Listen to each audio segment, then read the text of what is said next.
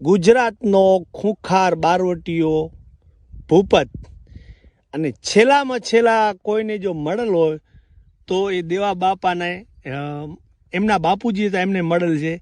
અને ક્યાંય ને ક્યાંય છેક સુધી પાકિસ્તાનના પાદર સુધી મૂકવા ગયેલ. અહીંયાથી ઈ મારબાઈ ને એને કુવાડો લીધો.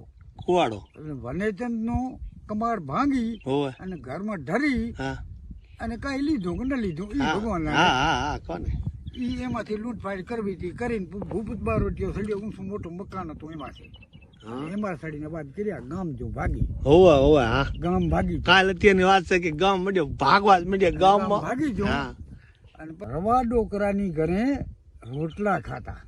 રો ડોકરો તમારા કુટુંબી અમારે કુટુંબી તો નથી થાય પણ તમારા ભાઈ જ કોને નાથભાઈ કહેવાય.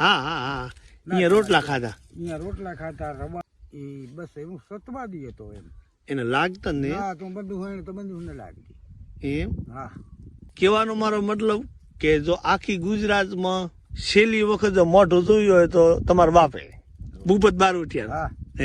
હા પછી એમાં કોલી મારા બીજા હતા એ તારા નામ લેવો તો લઈ ગયો. હા કોણ એમાં હું હવે તો વાત થઈ ભીમ દોકાના ઈ દદો કરીને નામ હુરાણી હાખના હુરાણી કોલી ઈ ભેગા જતા ઈ કેટલી ભજા ઈ ખબર નથી.